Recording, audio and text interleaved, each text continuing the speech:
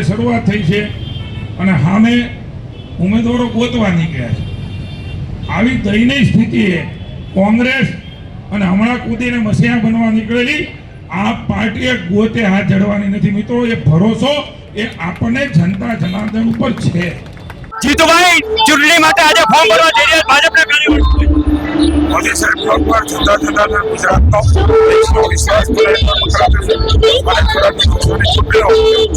જનતા party આદરણીય મોદી સાહેબ મુખ્યમંત્રી અમારા જગદીશભાઈ વિશ્વકર્મા અમિતભાઈ શાહ નેતૃત્વમાં ગુજરાત ચૂંટણીઓ જનતાના આશીર્વાદથી જીતવા જઈ રહ્યા છે. જીતી ગયા છે. ગુજરાતમાં ખાસ કરીને જે પ્રકારે આખા ગુજરાતમાં ચૂંટણી છે, શું કહેશો?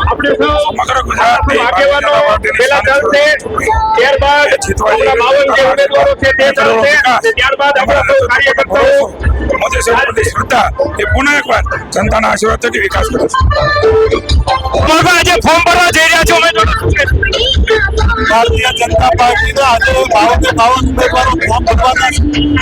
ખૂબ સારો એવો માહોલ છે. 31 વર્ષથી જનતાએ વિશ્વાસ મૂક્યો છે. આ વર્ષે પણ ભારતીય જનતા પાર્ટી પર જનતા વિશ્વાસ મૂકવાની છે. 52 કરોડ ગુજરાત પ્રદેશને આપવાના છે. કોંગ્રેસનો દાવો છે 38 બેઠક જીતશે, શું કહેશો?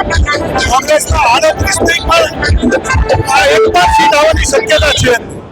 અંતિમ દિવસે આજે ભાવનગરના 13 વોર્ડના 52 ઉમેદવારશ્રીઓ વિજય વિશ્વાસ સંમેલન સાથે વિજય સંકલ્પના સહકાર સાથે આજે 52 ઉમેદવાર અમારા 12 ને 39 શુભ મુહૂર્તે આજે ફોર્મ ભરવાના છે. ભાવનગર મહાનગરના પ્રજાને હું નતમસ્તકે વંદન કરું છું કે 1995 એટલે છેલ્લા 30 વર્ષથી ભાવનગરની પ્રજાનો પ્રેમ, સ્નેહ, હૂંફ અને લાગણી એ ભારતીય જનતા પાર્ટી ઉપર રહી છે. આ વખતે પણ 13 વોર્ડમાં જે 44 બેઠક અમારે ગઈ ટર્મમાં જે આવી હતી એ 52 બેઠક કબજે કરવા માટે ભારતીય જનતા પાર્ટીનો કાર્યકર્તા સજ્જ છે. પ્રજાનો પ્રેમ એ અવિરતપણે અમને મળ્યો છે.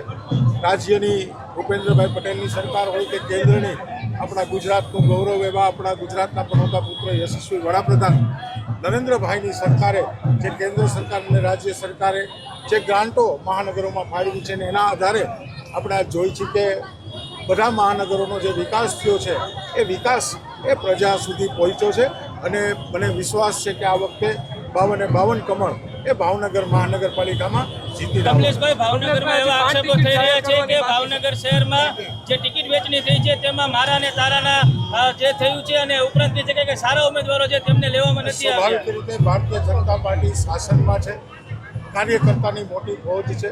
કરોડો કાર્યકર્તા ભારતીય જનતા પાર્ટીમાં કામ કરે છે. ત્યારે સ્વાભાવિક રીતે કાર્યકર્તાના મનમાં મહત્વાકાંક્ષાઓ હોય. ત્યારે 13 વોર્ડમાં અંદાજે 500-550 જેટલા ફોર્મ આવ્યા હતા, પરંતુ ટિકિટ તો 52 આપી શકાય.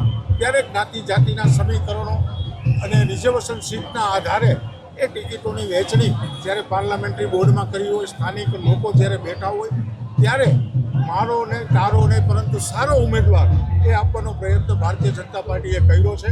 કોઈ કાર્યકર્તા માટે નારાજગી ન હોઈ શકે. સ્વાભાવિક નારાજગી હોય તો એની સાથે વાત કરી અને ફરીથી એક આ વિજય પ્રવાહ છે એમાં જોડવાનો પ્રયત્ન અમે કરશું. સગાવાદોને પણ ટિકિટ આપવામાં આવી રહી છે એવા આક્ષેપો પણ થઈ રહ્યા છે. આક્ષેપો થાય છે સ્વાભાવિક રીતે. જ્યારે ટિકિટ ન મળે ત્યારે હું પોતે હોઉં તો પણ મારી મહત્વાકાંક્ષા હોય એટલે મને એવું લાગે કે ભાઈ સામેનો કાર્યકર્તા છે એના કરતાં મને મળવી જોઈએ. પરંતુ ભારતીય જનતા પાર્ટીનો અમારી પાર્લામેન્ટરી બોર્ડે ઘણું વિચારી અને ટિકિટો આપી હોય છે.